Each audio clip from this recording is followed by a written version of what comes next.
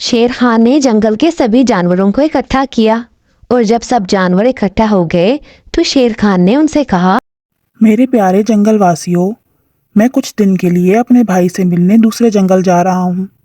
उतनी देर मैं अपने दोस्त शेरू को आपके पास छोड़कर जा रहा हूँ। अब से यही जंगल का निज़ाम संभालेगा। बाकी सब जानवरों ने भी उसकी बात मान ली कि ठीक है, आज से शेरू ही हमारे जंगल का निजाम संभालेगा जब तक आप वापस नहीं आ जाते। अगले रोज एक बैल दरख्तों को गिरा गिरा कर मस्ती कर रहा था। वो बहुत सारे दरख्तों को टक्कर मार के गिराता, उसको इसमें बहुत मजा आ रहा था। करीब ही दरिया के पास एक दरख्त पर एक चिड़िया अपने बच्चे को लेकर बैठी हुई थी। उसके बच्चे को चोट लगी हुई थी और वो बीमार था। उसने उसके पास ड्रैगन फ्रूट रखा हुआ था ताकि वो खाए और वो ठीक हो जाए। चिड़िया उसके पास बैठी थी कि बैल ने आकर जोर से टक्कर मारी। जैसे ही उसे टक्कर मारी वो दरख्त बहुत जोर से हिला और बच्चा जो कि पहले ही जख्मी था ज़मीन पर गिर गया। उसको और ज़्यादा चोटें लग गईं और जो ड्रैगन फ्रूट वो इतनी मुश्किल से लेकर आई थी वो पानी में गिर गया। चिड़िया ने उससे कहा, ये तुमने क्या किया? मेरा बच्चा पहले ही बीमार था, उसे चोट लगी हुई थी और ज्यादा चोट लग गई है, और ड्रैगन फ्रूट जो पानी में गया था उसे कौन लेकर आएगा? मैं तुम्हारी शिकायत करूंगी। अगले रोज वो चिड़िया शेरू के पास गई और बाकी जानवरों को भी इकट्ठा किया। उसने उसकी शिकायत लगाई तो शेरू ने उसकी बात सुनकर कहा, इसमें बैल का कोई कसूर नहीं है, वो तो बस खेल रहा था।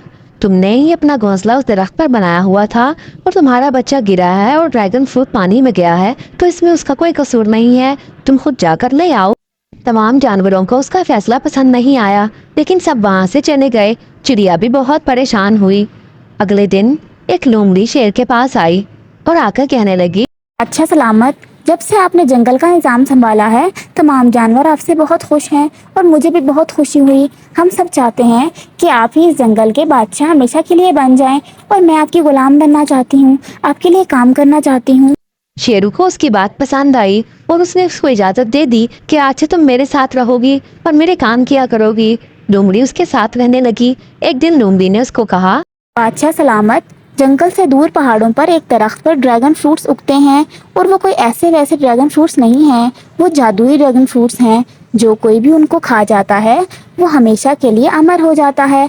वो कभी ना बीमार होता है और ना मरता है और भी ज़्यादा ताकतवर हो जाता है। लेकिन शर्त ये है कि उसको कोई और जानवर ना खाए। सिर्फ एक जानवर ने खाया हो कोई और जानवर उसको मुँह लगाएगा तो वो आपको कोई फ़ायदा नहीं देंगे। शेरू उसकी बात सुनकर लालच में आ गया और उसने उकाब को हुक्म दिया कि वो ड्रैगन फ्रूट्स लेकर आए।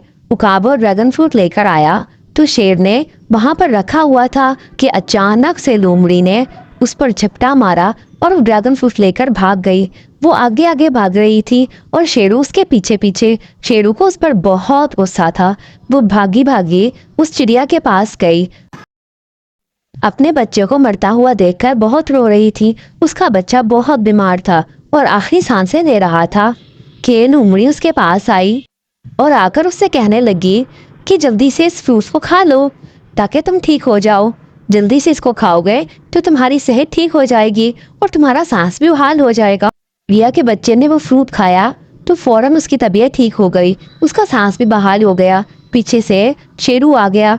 शेरू ने उस लोमड़ी पर बहुत गुस्सा किया। लोमड़ी ने कहा कि मैं उस बच्चे की जान बचाना चाहती थी, मैंने बस इसीलिए किया। वो कोई जादुई फ्रूट नहीं था, वो सिर्फ बीमारों पर असर करता है, सही लोगों पर नहीं।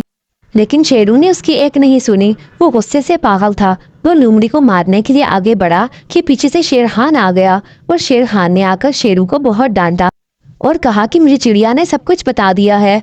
तुम इस तरह से जंगल का निजाम संभालोगे? तुम तो एक नंबर के लालची हो। अगर जंगल के किसी परिंदे या किसी जानवरों को परेशानी होती है तो तुम्हारी जिम्मेदारी है कि तुम उसका ख्याल रखो और उसकी मदद करो। लेकिन तुमने सिर्फ लालच में आकर वो ड्रैगन फ्रूट अपने लिए तो मंगवा लिया, लेकिन चिड़िया के लिए तुम नहीं मंगवा सके। यहाँ से भाग जाओ इससे पहले कि मैं तुम्हें मार दूँ।